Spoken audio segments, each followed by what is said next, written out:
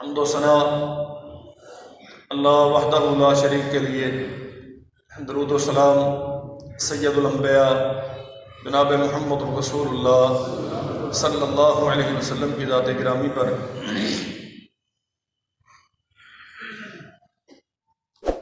ہمہ قسم کی برکتیں اور خیر یہ اللہ جلال والاکرام کے ہاتھ میں ہے۔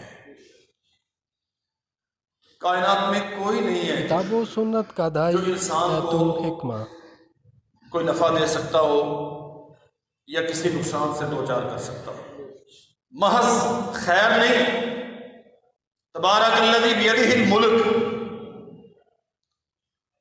سب سے زیادہ عظمت والی برکت والی وہ ذات ہے جس کے ہاتھ میں بادشاہتیں ہیں، فیصلے اس کے چلتے ہیں، قانون اس کا مؤثر ہوتا ہے۔ یہ جو ہمارے ہاں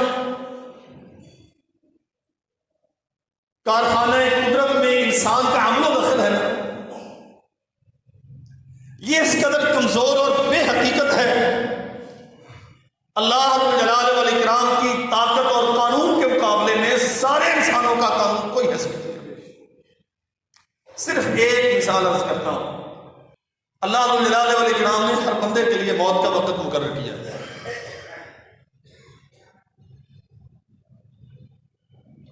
اور یہ آ کے رہتی ہے۔ انسان فضاؤں میں پرواز کر جائے، بینکرز بنا کے ان میں معتزن ہو جائے، جتنے بھی حفاظتی انتظامات ہیں سارے اختیار کر لے، آج تک تاریخ انسانی میں کوئی ایک مثال ایسی ہو کہ انسانی زندگی ختم ہونے کے بعد کوئی ڈاکٹر، کوئی اختیار والے، کوئی طاقت والے، کوئی سائنسدان کسی مرنے والے کو چند لمحے زندگی عطا کر سکے۔ ہاں، وہ ڈھیل دیتا ہے، تھوڑی سی آواز کھول، وہ ڈھیل دیتا ہے، مہلت دیتا ہے بندے کو، پھر دیکھتا ہے کہ میرا بندہ کہاں تک جاتا ہے۔ لیکن اگر کوئی یہ سمجھ بیٹھے اس کی دی ہوئی ڈھیل سے، اس کی فراہم کردہ مہلت سے، اگر کوئی یہ سمجھ بیٹھے کہ میں بااختیار ہو گیا ہوں، اللہ کی قسم اس کے پاس کوئی اختیار نہیں۔ سورہ ملک کی ابتدا میں اللہ جلال والاکرام نے اپنی قدرت کی بہت ساری نشانیاں بیان کی، خاص طور پہ الذی خلق سبع سماوات طباقا، وہ جس نے تہ بتہ 7 آسمان بنائے۔ ما تری فی خلق الرحمن من تفاوت، تم دیکھو اللہ جلال والاکرام نے جو آسمان بنائے ہیں ان میں کوئی ٹیڑھا پن، کوئی نقص، کوئی کجی، کوئی عیب نظر آتا ہے؟ فرجع البصر هل تری من فطور، دیکھو بڑی توجہ سے دیکھو اور بار بار دیکھو۔ ثم ارجع البصر کرتین ينقلب الیک البصر خاسئا، تمہاری نظریں ناکام ہو کے، بے بس ہو کے لوٹ آئیں گی۔ اللہ جلال والاکرام کی تخلیق میں، اس کی صناعی میں تمہیں کوئی عیب نظر نہیں آئے گی۔ اس کے ساتھ پھر ایک بہت بڑی بات کی انشاءاللہ، جس حوالے سے چند باتیں میں آپ سے عرض کروں گا۔ وَلَقَدْ زَيَّنَّا السَّمَاءَ الدُّنْيَا بِمَصَابِيحَ، یہ جو آسمان پہ ستارے ہیں نا، یہ ہم نے بنائے ہیں تاکہ آسمان خوبصورت ہو جائے۔ وَرُجُومًا لِلشَّيَاطِينِ، اور ان ستاروں کے ساتھ اللہ شیطانوں کو رجم کرتا ہے۔ اور قرآن مجید میں اللہ ذو الجلال والاکرام نے سورہ نحل میں یہ بات ارشاد فرمائی، وَعَلَامَاتِ بِالنَّجْمِ هُمْ يَهْتَدُونَ، ستاروں کے بنانے کے مقاصد کیا ہے؟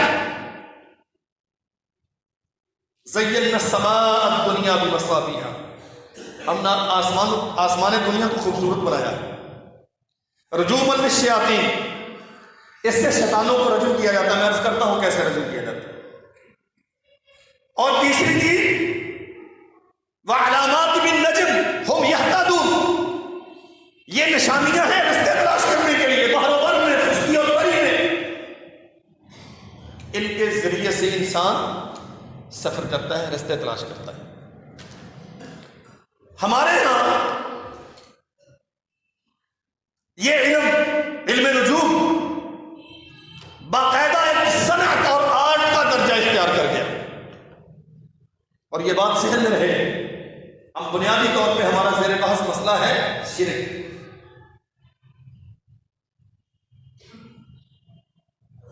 کچھ ہستیوں کے تقدس اور احترام کی وجہ سے ہم انہیں اللہ ذو الجلال والاکرام کی بعض صفات میں داخل کر دیتے ہیں، اور یہ سمجھ بیٹھتے ہیں کہ وہ اتنے قابل احترام ہیں، آنے والے وقت کی خبروں کا اور گزرے ہوئے وقت کی خبروں کا انہیں علم ہوتا ہے۔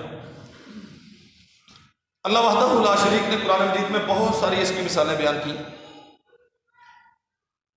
سیدنا ابراہیم خلیل اللہ علیہ الصلاۃ والسلام،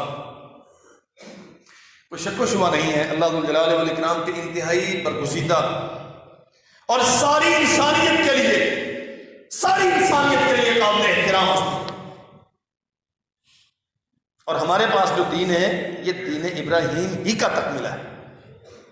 فاتبع ملت ابراہیم حنیفا، اللہ نے ہمیں حکم دیا ہے ہم ابراہیم علیہ السلام کے دین کی پیروی کریں، اور بہت ساری جگہوں پہ ابراہیم علیہ السلام کو اللہ نے حنیف قرار دیا ہے، یکسو خالص اللہ ذو الجلال والاکرام کی توحید پر عقیدے میں بالکل غیر مسلسل، کوئی ملاوٹ کوئی تصور نہیں۔ ان کا عقیدہ کیا ہے؟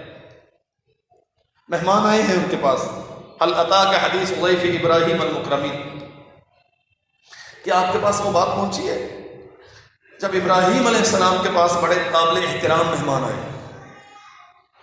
ہمارے واقعہ کیا ہے؟ ابراہیم علیہ السلام کے بھتیجے سیدنا لوط علیہ السلام ارض قدس کے ساتھ ہی ایک بستی،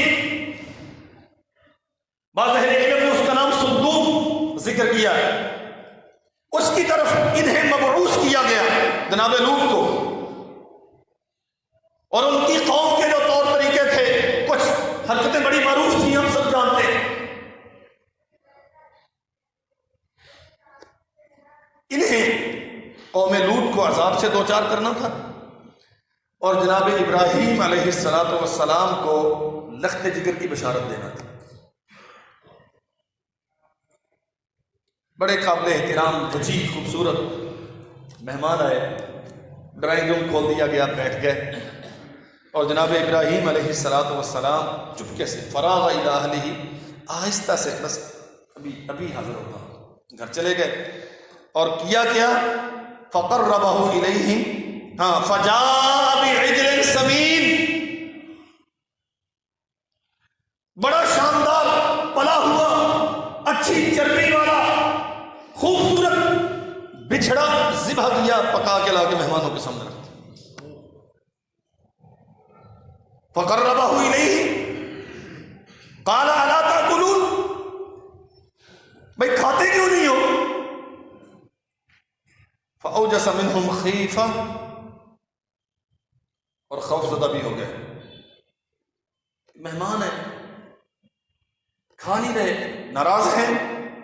بعض اہل علم نے یہ بھی لکھا ہے کہ اس زمانے کا دستور تھا جس کے دسترخوان سے مہمان کھانا نہیں کھاتا تھا گویا وہ اسے نقصان کے درپے ہوتا تھا، اور سنا ہے کہ شریف معاشروں میں اب بھی دستور یہی ہے، چور جس گھر سے کچھ چیز کھا لینا اس کی چوری نہیں کرتا، کہتا میں نے اس کا نمک کھایا۔ میں شریف زمانے کی بات کرتا ہوں، اب تو خیر سے جس پلیٹ میں کھایا جاتا اسی میں چھینک کیا جاتا، بلکہ اسے زیادہ اس قابل سمجھا جاتا ہے کہ اس کا بیڑا غرق کرو۔ پورے زمانے معاشرے میں آپ دیکھ لیں، جس ادارے سے ہم تنخواہ لیتے ہیں اسی میں ہم کرپشن کرتے ہیں، جس ادارے کی وجہ سے ہم باعزت ہوتے ہیں اسی کے متعلق بدگمانیاں پیدا کرتے ہیں لوگوں، جس سے ہمارے گھر کا چولہا جلتا، جن انسانوں کے توسط سے اللہ والاکرام نے ہماری زندگی کا سلسلہ قائم کیا، ہم ہر وقت ان کی برائیاں کرتے رہتے ہیں۔ فاوجس منہم خیفہ، انہوں نے دل میں خوف محسوس کیا کہ میرے مہمان ہیں اور اتنے خوبصورت اچھا، اور یہ ہم بات سمجھیے میرے بھائیوں، ابراہیم علیہ السلام انہیں جانتے نہیں ہیں، کہاں سے ہیں، نام نہیں پوچھا، نام پوچھا ہوتا تو حقیقت کھل چکی ہوتی۔ فراغ الی اہلہ فجاء بعجل سمین، ٹھیک ہے جہاں بے تکلفی ہو وہاں پوچھ بھی لینا چاہیے کیا کھائیں گے، لیکن جہاں اتنی بے تکلفی نہ ہو صرف انتظار کرے نا کہ آنے والا خود بتائے گا تو کچھ لے آئیں گے، پوچھتے رہنا یہ طریقہ کیسے گھر میں گئے اور کس طرح سے بات کرتے ہیں۔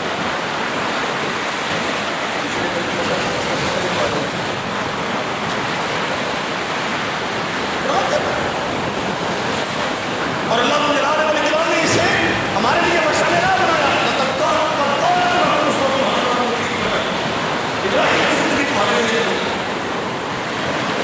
پہلے تعارف نہیں حاصل کیا، کہاں سے آئے ہو، اسٹیشن سے کھانا کھا کے آئے ہو، صبح ناشتہ تو کر کے چلے ہوں گے نا، کچھ بھی نہیں۔ اور اسلوب بتاتا ہے کہ تعارف کے بغیر اندر گئے، تعارف ہوا ہوتا تو حقیقت کھل چکی ہوتی کہ آنے والے کون۔ اب دل میں خوف محسوس کیا، مہمان کھا نہیں رہے، وہ کیا کہنے لگے، لا تخف، حضرت ڈریے مت، وبشروہ بغلام علیم، ہم تو آپ کو بیٹے کی خوشخبری دیں گے، ہم انسان نہیں ہیں، انسانوں کی شکل میں ہیں، اجنبی ہیں، آپ کے پاس مہمان ہیں، لیکن چونکہ انسان نہیں ہے لہذا یہ کھانے وانے کی ہمیں بات سمجھیے گا ذرا، بچڑا ذبح کرنا اور نہ کھانے پر خوف محسوس کرنا، کیا خیال ہے؟ جناب ابراہیم علیہ السلام کے تقدس اور احترام میں کچھ شک ہے؟ اللہ جلال والاکرام کے مقرب اور برگزیدہ ہونے میں کوئی دوسری رائے ہے؟ لیکن اس کے باوجود جانتے ہوتے کہ یہ فرشتے ہیں تو کیا ضرورت تھی گھر میں جا کے بچڑا ذبح کرنے کی؟ اور بچڑا کوئی 2 منٹ میں ذبح ہو جاتا ہے۔ قربانی کا جانور ذبح کرنے سویر تو کسائی جو پھڑ دیں تو شام کا، تو سانو تو ذبح کرنا آندا ہی نہیں نا۔ چلیں کوئی 1.5 گھنٹہ 2 گھنٹے تو لگے ہوں گے نا، اتنے لمبے ٹائم میں بھی کہ جانور ذبح کیا ہے، اس کا گوشت بنایا ہے، اسے ہنڈیا میں چڑھایا ہے، اسے پکا کے مہمانوں کے سامنے پیش کیا ہے، لیکن تمام تر تقرب اللہ اور برگزیدگی کے باوجود ابراہیم کو علم نہیں ہوا آنے والے کا۔ فَأَوْجَسَ مِنْهُمْ خِيفَةً، نہ کھانے پر ڈر محسوس کرنا۔ جناب ابراہیم علیہ خلیل اللہ علیہ السلام جد الانبیاء، کیا خیال ہے، جانتے تھے تو ڈرتے کیوں تھے؟ نہیں سمجھے بات؟ میرے عزیز بھائیوں، اللہ جلال والاکرام کے جو اختیارات ہیں وہ صرف اس کے پاس ہیں، کسی اور کے پاس یہاں کیفیت یہ ہے کہ ابراہیم علیہ السلام نہیں جانتے یہ کہاں سے چلے، کیسے آئے، کس مقصد سے آئے، کون ہے، نہیں معلوم، اور ہمارے ہاں ہر کس و ناقص جانتا ہے۔ اچھا پھر مثالیں بڑی عجیب ہوتی ہیں، کہتے ہیں طبیب بھی تو نبض پہ ہاتھ رکھ کے وہ ماضی کی ہسٹری بتا ہی دیتا ہے نا۔ اگر کہانت کرنے والا، عراف، فال نکالنے والا، لکیریں دیکھنے والا، منجم جو ستاروں کی چالیں دیکھ کے انسانوں کو اس کا ماضی بتاتا ہے اور مستقبل کی نقشہ گری کرتا ہے تو اس میں کیا کہا؟ یہ تو بڑی کامن سینس کی بات ہے، سب کو پتا ہے پستول چلے گا، گولی سینے میں لگے گی، بندہ مر جائے گا۔ اچھا تمہیں پہلے پتا چل جاتا ہے کہ گولی سے بندہ مر گیا تو اتنا جو نیک تھا اسے نہیں پتا چل سکتا کہ اس کے ساتھ کل کیا ہوگا؟ یہ ماشاءاللہ دلیل ہے۔ ایک ہے علم، حکمت، طبابت، ایک علم ہے۔ وہ نبض کی رفتار دیکھ کے، خون کے بہاؤ کی رفتار دیکھ کے، کیفیت دیکھ کے کچھ باتیں وہ کرتا ہے، کچھ مریض کی سائیکالوجی اس قسم کی ہوتی ہے، اس کا ذہن اس قسم کا ہوتا ہے، وہ 2 وہ بتاتا ہے، 4 مریض خود ہی ہاں کر دیتا ہے، ایسے بھی ہوا تھا، ایسے بھی ہوا تھا۔ جو نیک نہیں کرتے ہیں، لیکن جو پیشہ ور ہیں یہ انسانوں کے ایمان برباد کرنے کے لیے استعمال کرتے ہیں، صرف دنیا کے لیے۔ میں نے عرض کیا اللہ جلال والاکرام نے ستارے 3 مقصد سے پیدا کیے، یاد رکھنا چاہیے ہمیں۔ کون کون سے مقصد ہیں؟ آسمان دنیا کی خوبصورتی، شیطانوں کو رجم کرنے کے لیے اور رستے تلاش کرنے کے لیے۔ اس کے علاوہ بہت سارے مقاصد ہو سکتے ہیں، اللہ جلال والاکرام نے ہمیں یہی مقصد دیا۔ ہوتا کہ ہمارے ہاں کیا شرک کس چیز کا نام ہے؟ ستاروں کے ساتھ ہمارے ان اعمال کا شرکیہ طور پہ کیا تعلق ہے؟ میگزینز میں، اخبارات میں، چینلز پہ، اور اب تو آپ کبھی کتب خانے جا کے وزٹ کریں، باقاعدہ اس میں کتابیں لکھ دی گئی اور ڈھیر ہے کتابوں کے، یہ باقاعدہ علم ہے۔ آپ کا سیارہ کون سا ہے؟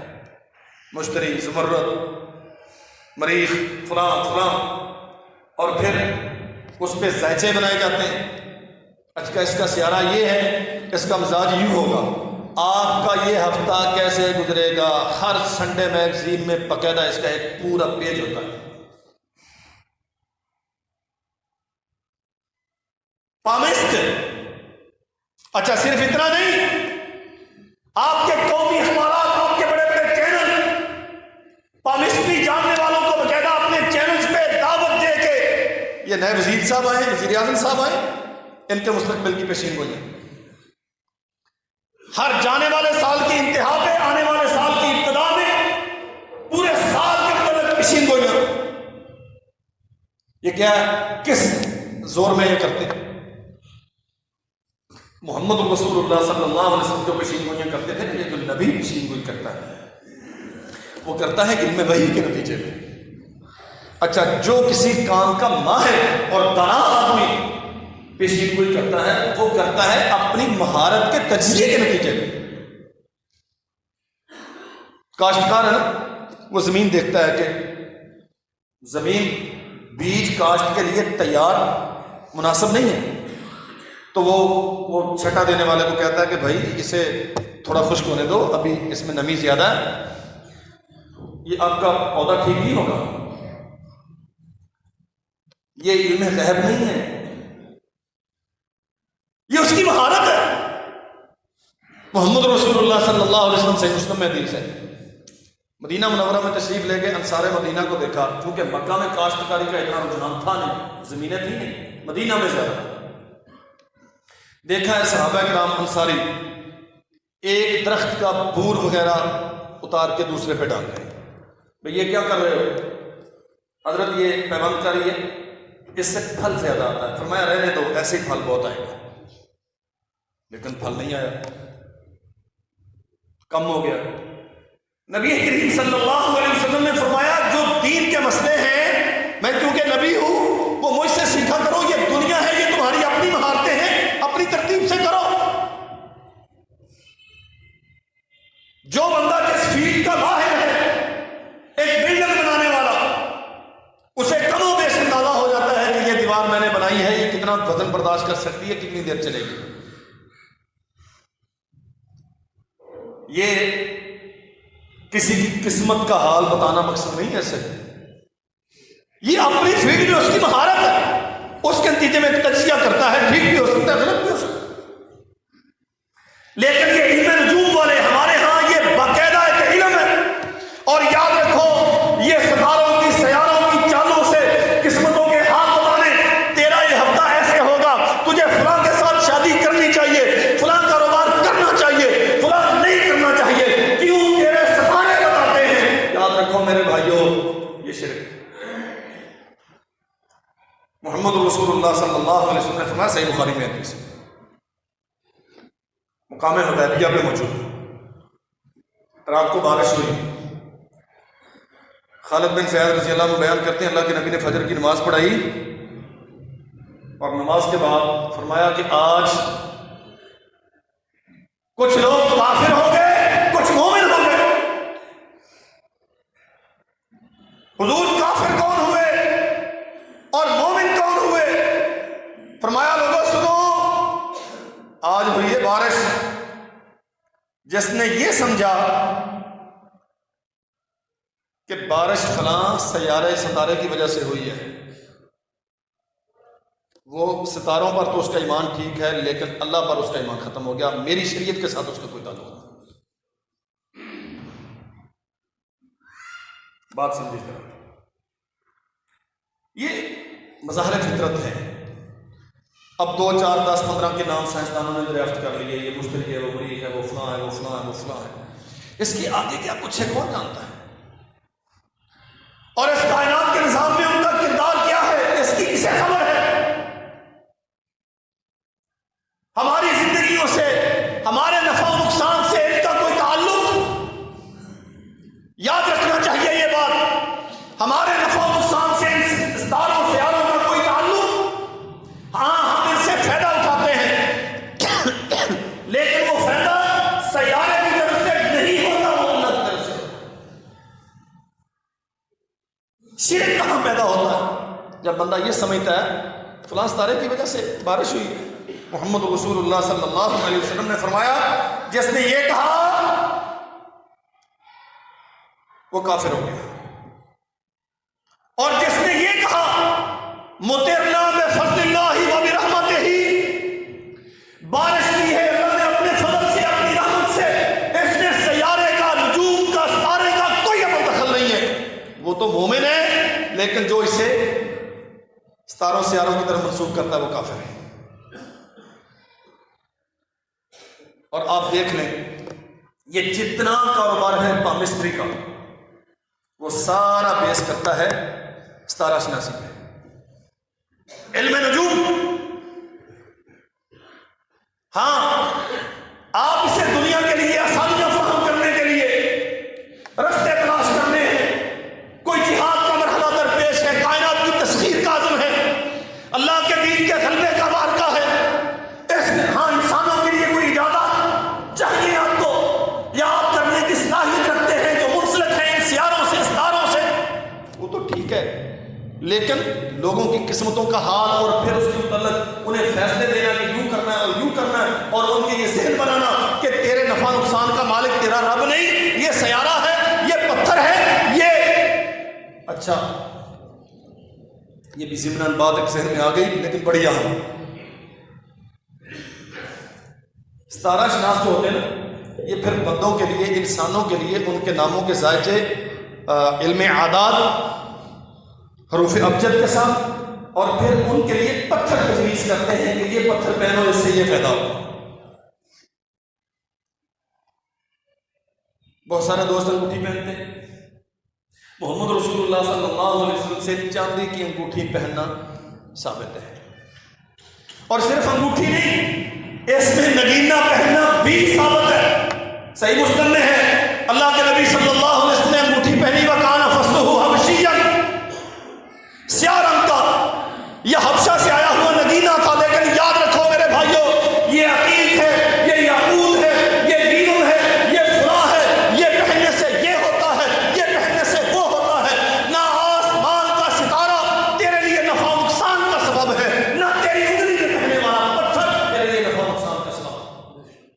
اللہ کی قسم سیدنا عمر بن خطاب رضی اللہ عنہ نے حجر اسود کو خطاب کر کے فرمایا تھا، جن سے بہتر پتھر کائنات کرۂ ارض میں اور کوئی نہیں ہے، فرمایا یاد رکھ، نہ تو کسی کو نفع دے سکتا ہے، نہ نقصان دے سکتا ہے، میں تجھے کبھی نہ چومتا اگر سرور کونین کو تجھے بوسہ دیتے ہوئے دیکھا نہ۔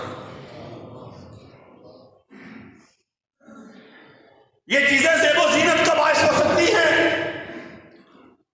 یہ دنیا میں سہولتیں ہو سکتی ہیں، لیکن یاد رکھو تیرا عقیدہ ایک ہونا چاہیے، نفع و نقصان کا مالک نہ زمین کا پتھر، نہ آسمان کا ستارہ، نہ مریخ و مشتری، نفع و نقصان کا مالک صرف اللہ ہے۔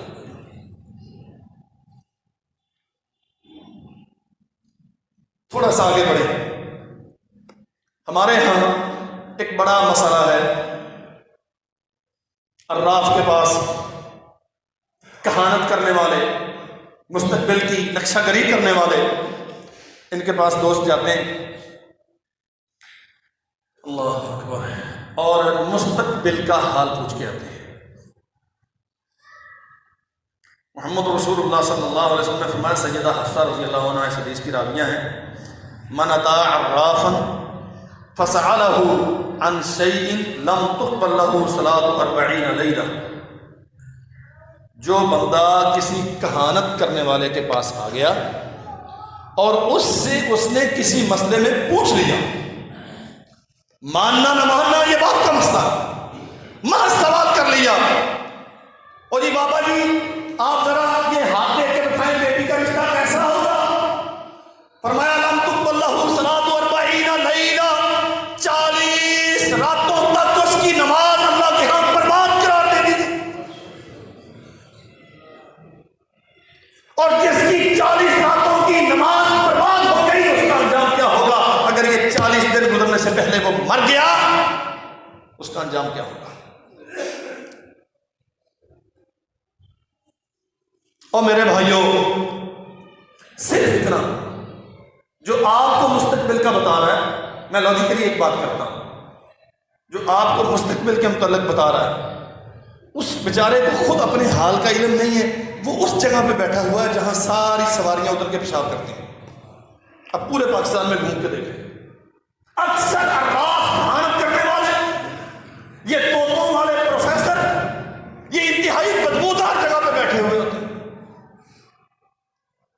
اور اس کی اپنی بیچاری کی کیفیت یہ ہے بوسیدہ لباس میں، سردی گرمی موسم کی شدت حدت کا اس کے پاس تحفظ کا کوئی سامان نہیں ہے، اور ہماری بدقسمتی ہے اچھے خاصے لوگ، بلکہ آپ حیران ہوں گے، جو ایک دوپٹے والی ہماری وزیر اعظم ہوگی تھی، اور ایک شیروانی والے جو ابھی بیچارے جن کے گھٹنے میں درد جگر ہو رہا ہے اور وہ لندن کے ریسٹورنٹوں میں اپنے دل کا علاج کرواتے پھر رہے ہیں، ایک پیر دھنکا ہوتا تھا منصیرے میں، یہ دونوں ہی اس سے جوتے کھانے گئے تھے، اس کے متعلق عقیدہ تھا جسے وہ جوتا مار دے وہ وزیر اعظم بن جاتا ہے، اور یہ چیزیں ریکارڈ پہ موجود ہیں، دونوں نے وہاں جوتے کھائے۔ ہماری توقع پرستی کی یہ صورتحال، ضعیف الاعتقادی کی یہ حالت، جو 10 روپے کا طوطا لے کے بیٹھا ہوا ہے۔ محمد کریم صلی اللہ علیہ وسلم نے فرمایا جو عراف کے پاس، کاہن کے پاس آ گیا، جو ہاتھوں کی لکیریں دیکھ کے اور طوطے کے ذریعے سے گڑویاں گھما کے، زائچے بنا کے، علم عجب کے ساتھ، حروف اعداد کے ساتھ تیری مستقبل کی نشاندہی کرتا ہے، تیری قسمت کے حال بتاتا ہے، لم تقبل لہ صلاۃ 40 لیلہ، 40 راتوں کی نماز اس کی برباد ہو۔ اور سنیے، کلیجہ تھام کے سنیے، فرمایا محمد کریم صلی اللہ علیہ وسلم نے من اتی کاہنا فصدقہ بما یقول فقد کفر بما انزل علی محمد، صرف سوال کر لیا، 40 راتوں کی نماز برباد ہو گئی، اگر اس کی بات کو سچا مان لیا، فرمایا محمد کریم صلی اللہ علیہ وسلم نے فقد کفر بما انزل علی محمد، اس نے محمد کے دین سے انکار کر دیا، کافر ہو گیا۔ تیرا نبی کہتا ہے مجھے نہیں معلوم کل کیا ہوگا، تیرا رب کہتا ہے لا یعلم من فی السماوات والارض الغیب الا اللہ، نہیں کوئی جانتا کہ کل کیا ہوگا۔ یہ بیچارہ مخلوق الحال، قسم پرسی کی زندگی بسر کرنے والا، ایک متعفن جگہ پہ بیٹھ کے مجھے تیری قسمت کا حال بتا رہا ہے۔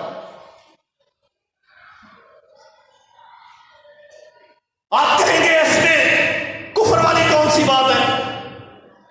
اللہ ذو الجلال والاکرام نے یہ جو قاعدہ دیا ہے نا کہ میرے علاوہ کل کی بات کوئی نہیں جانتا، قرآن مجید میں جا بجائے اس عقیدے کو بیان کیا گیا ہے۔ جو یہ سمجھتا ہے کہ اس کی بات ٹھیک ہے، اس نے جیسا کہا میرے ساتھ ویسا ہوگا، یہ اللہ کے اس فرمان کا کافر ہے، اور یہ بات بڑی مسلمہ اور طے شدہ ہے۔ جو قرآن مجید کی ایک آیت کا کافر ہے، پورے قرآن مجید کا کافر ہے۔ ہم ان چیزوں کو بہت اور خاص طور پہ میری بہنیں یہ مسئلہ سمجھیں، بچوں کی شادیاں، بیٹیوں کی شادیاں خاندوں سے نظر بچا کے، اپنے مردوں سے ذرا چھپ چھپا کے، ان پیشہ وروں کمینوں کے پاس جا کے اپنے ایمان کا بیڑا گھر کروانے والی، اور میری بہن یاد رکھ، جہاں تو اپنے بچے ایک بچی کا رشتہ کرنے جا رہی ہے، تیرے معیار کے مطابق رشتہ اچھا نہیں ہے، واقعہ وہ رشتہ اچھا نہیں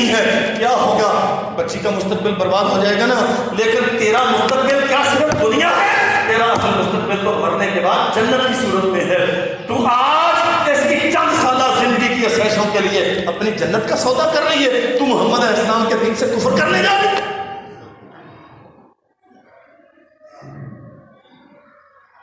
بہت بڑی بیماری ہے ہمارے معاشرے میں، خاص طور پہ خواتین میں۔ بیت الحکمہ 18 لاکھ کی گاڑی سے اتر کے انتہائی باروب باوقار انتہائی سوبر خاتون وہ ایک مخلوق الحال اس بدبخت سے جا کے اپنی قسمت کا حال پوچھتی ہے۔ اسے سوچنا چاہیے تھا اس بیچارے کی اپنی قسمت کا حال کیا ہے۔ جو گاڑی والے کو قسمت بتاتا ہے، اس کی اپنی قسمت کیا ہے؟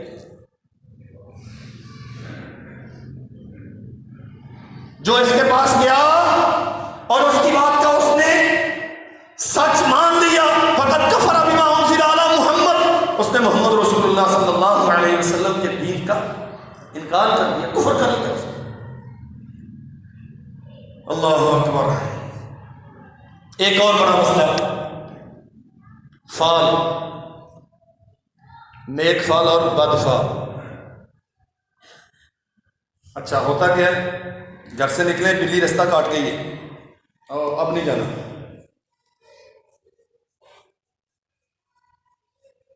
بلکہ ہم نا روا روی میں کہہ دیتے ہیں آج پتہ نہیں سویرے سویرے کدے بچے لگے سے۔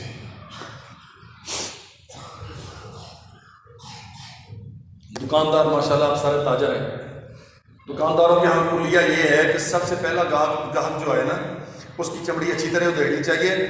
اگر اسے ادھار دے دیا اور کم قیمت پہ دے دیا تو پھر سارا دن مندہ چلے گا۔ سب اللہ، مجھے یاد ہے اچھی طرح، چھوٹا تھا، والد صاحب نے گوشت لینے بھیجا، اچھا اس سے جا کے کہا گوشت دے دو، اس نے گوشت دے دیا، پہلا گاہک میں ہی تھا۔ جب اس نے پیسے مانگے تو میں نے کہا کہ وہ جو فلاں لین دین تھا بزرگوں کا ان کے ساتھ، اس نے کہا بات وقت تو پہلو دسنا سی، میں جیب تو تینوں دے دینا، تو گلے چ بھاتے دے وچ رکھ کر کنڈے میری تو دیہڑی گئی۔ اچھا اس کی بجائے اگر بندہ یہ سوچے کہ سب سے پہلا جو گاہک آئے گا میں اسے اللہ کی رضا کے لیے، حصول برکت کے لیے رعایت کر کے دوں گا، اگرچہ اس فارمولے پہ عمل کرنا ذرا مشکل ہے لیکن بہرحال ذہن میں رکھیں۔ فال اچھی اور بری، محمد رسول اللہ صلی اللہ علیہ وسلم نے فرمایا لیس منا من تطیر او تطیر لہ، اور لوگوں سے اس کا دین محمد کے ساتھ کوئی تعلق نہیں ہے جو فالے نکالنا کرتا ہے۔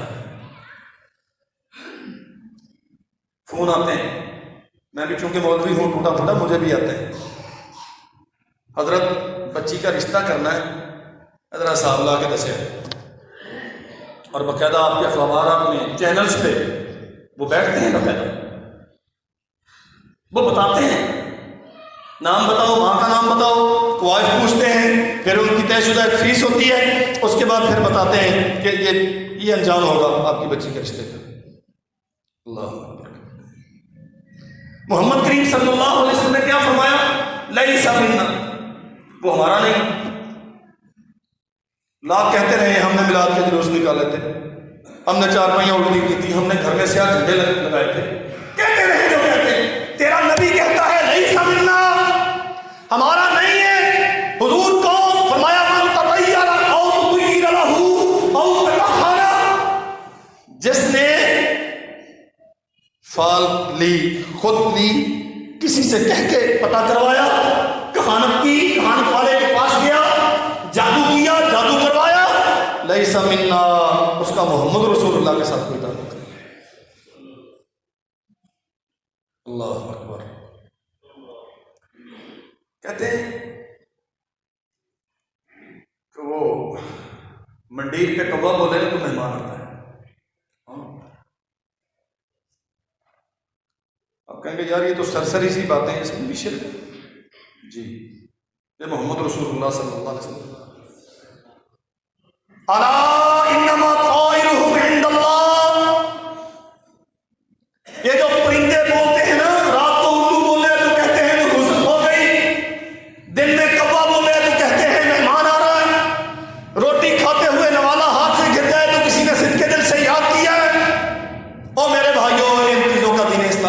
تعلق نہیں. یہ توہمات ہیں، یہ بد اعتقادی ہے، یہ بد عقیدگی ہے. محمد رسول اللہ صلی اللہ علیہ وسلم یہ چیزیں نہیں سکھائی. بڑی سمپل سی بات. اللہ کے نبی نے فرمایا لقمہ گر جائے اسے اٹھاؤ مٹی جھاڑ کے کھا لو. اللہ نے ممکن ہے اللہ نے اسی میں برکت رکھی ہے. عبداللہ ابن عباس رضی اللہ عنہما تشریف فرمائے. اکرمہ بیان کرتے ہیں کہ کوا کو چیخا زور زور سے بولا تو میں نے کہا نیک فال لی خیرن خیرن، ماشاءاللہ صبح صبح ہم کام پہ جا رہے ہیں، کوا بولا ہے تو اس کا مطلب ہے آج خیر ہی خیر ہے. ابن عباس نے فوراً کہا نہیں میرے بھائی، نہ اس کے پاس خیر ہے نہ اس کے پاس شر ہے. خیر بھی اللہ کی طرف سے ہوتی ہے، شر بھی اللہ کی طرف سے ہوتا ہے. یہ کوا خیر و شر کا مالک نہیں. اس کا بولنا نہ بولنا تیرے خیر و شر سے اس کا کوئی تعلق نہیں ہے. کالی بلی رستہ کاٹ گئی، کتا سامنے سے گزر گیا، کسی ناپسندیدہ آدمی کا چہرہ دیکھ لیا، صبح سارا دن ہی منحوس. اللہ کی قسم یہ ساری مدد کی.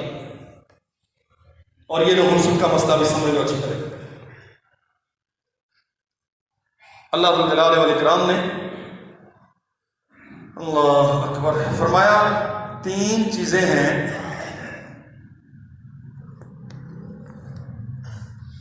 جس میں نحوست ہوتی ہے. کون کون سی؟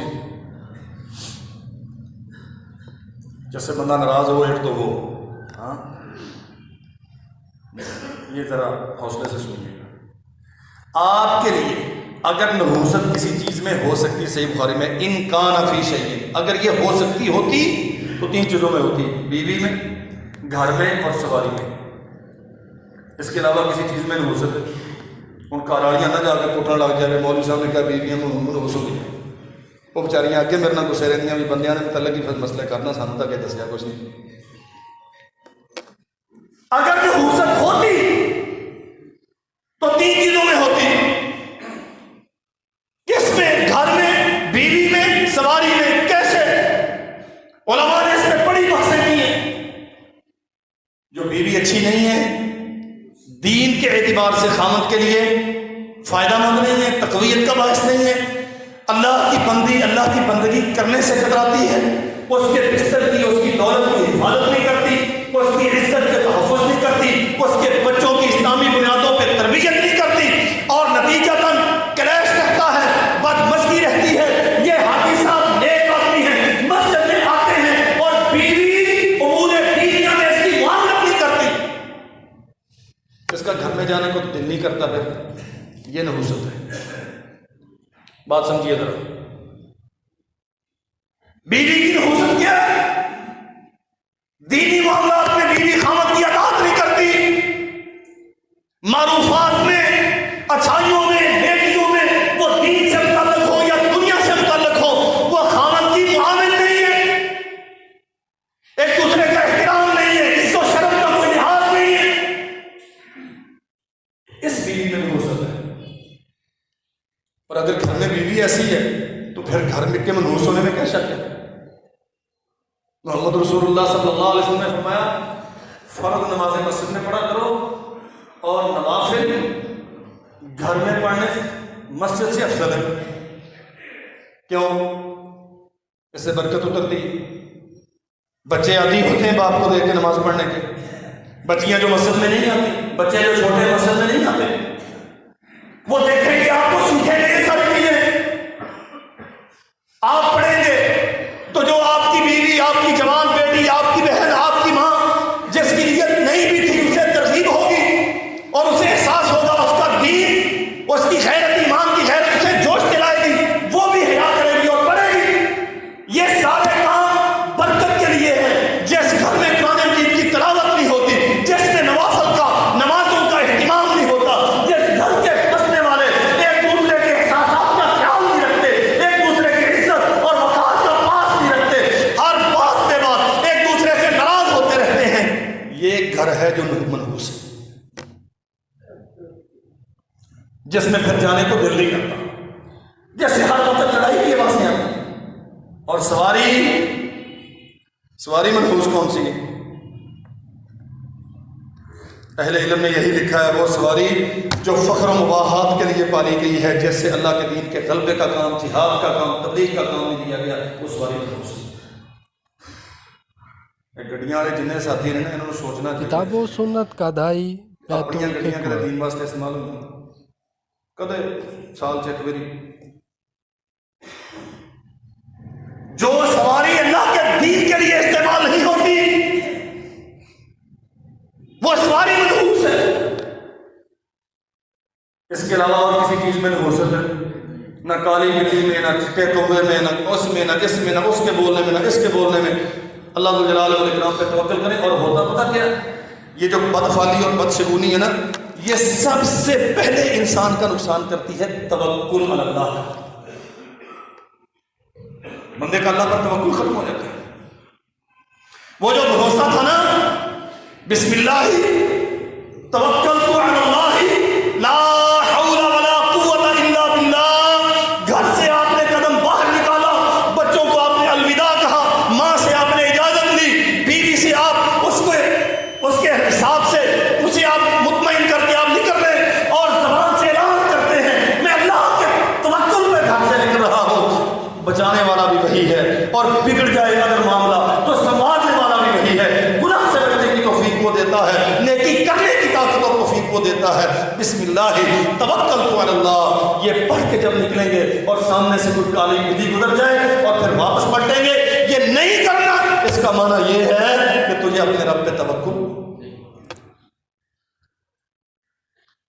سیدنا معاویہ بن حکم السلمی رضی اللہ تعالی عنہ بیان کرتے ہیں، اللہ اکبر، آواز سنیں کسی چیز کی۔ لوگوں نے بیان کیا حضرت ہمارے ہاں تو یہ فال لینے کا ایک طریقہ ہے، اہل عرب فال بہت نکالتے ہیں اور یہ بن گیا، تو اب کیا کرنا چاہیے؟ محمد رسول اللہ صلی اللہ علیہ وسلم نے فرمایا ذاک شیء یجدہ احدکم فی نفسہ فلا یسدنکم، او بھائی یہ تیری بدعقیدگی ہے جو تو اپنے دل میں پالے بیٹھا ہے، اس کا حقیقت کے ساتھ کوئی تعلق نہیں ہے، یہ بدشگونیاں نحوستیں کچھ نہیں ہے، تو اپنے رب پہ توکل کر اور نکل کھڑا ہو، اللہ ذو الجلال والاکرام کے دیے ہوئے قانون اور قاعدے کے مطابق چلے گا، اللہ تجھے خیر سے بھر دے گا۔ فلا یسدنک، یہ اس قسم کی بدگمانیاں، بدفعلیں تمہیں کام کرنے سے نہ روکے۔ ہاں البتہ ایک چیز اس میں مشروع ہے، کوئی بہت مہم کام ہے آپ کرنے جا رہے ہیں تو نبی کریم صلی اللہ علیہ وسلم نے اس میں استخارہ بتایا ہے۔ ہمارے ہاں اب استخارہ کیسے ہوتا ہے؟ حضرت صاحب استخارہ کریں، کس چیز کا استخارہ کریں؟ میرا ارادہ ابھی وہ فلانی دکان چھڑ کے نا فلانی بنا رہا ہوں۔ عجیب لطیفہ، میرے پاس ایک دوست آیا کہتا ہے جی میں سیڈ کو، اس وقت یہ نیٹ سیٹ ہوتا نہیں تھا تو فلمیں ہوتی تھی سیڑیاں اور وہ بڑی ساری جو کیسٹ ہوتی تھی نا، نام ذہن سے نکل گیا، کہتا میں وہ سی ڈی سینٹر بنانا چاہتا ہوں۔ میں نے کہا اس میں کیا ہوگا، مولوی ہوں گے؟ کہتا نہیں، مولوی کو کون سنتا ہے، یہ جو سینماؤں میں جو گند ہوتا ہے، ہمارے لیے استخارہ کریں۔ سبحان اللہ، کیا خیال ہے؟ مولوی کے استخارے سے وہ کام حلال ہو جائے گا۔ اور مولوی استخارہ کرتے کہتے ٹھیک ہے جی اتنی فیس جمع کروا دے، میں استخارہ کر دوں گا، 3 جمعرات جو چاند کے بغیر ہوگی نا اس میں استخارہ کریں گے۔ اور بھائی سارے ڈرامے، سارے بکواس، استخارہ خیر طلب کرنا، حصول خیر کے لیے اللہ سے دعا کرنا، ہر بندہ اپنا استخارہ خود کرے۔ اور یاد رکھو جو مسلمہ طور پہ شریعت کے امور ہیں استخارہ ان میں نہیں ہوتا۔ شام میں استخارہ کرنے میں جو مولوی صاحب نے کہا فیصد کی نماز پڑھنی کہ نہیں پڑھنی، استخارہ کر لیا کرو، ایک چیزوں میں استخارہ نہیں ہوتا۔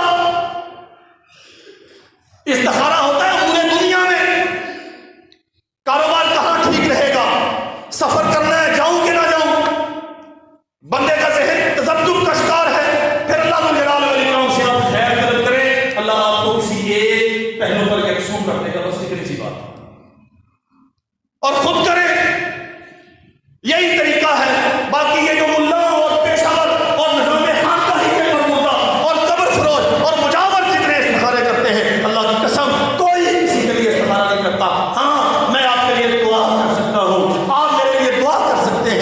آپ کو میں یہ خبریں دوں، میں نے استخارہ کیا تھا، پھر مجھے یہ اشارہ ہو گیا، اور پھر یوں ہوگا، پھر یوں ہوگا، یہ سب بکواس ہے، سب ڈرامہ ہے، اس کا کوئی حقیقت سے تعلق نہیں۔ اللہ رب الجلال والاکرام ہمیں سمجھنے کی توفیق عطا فرمائے۔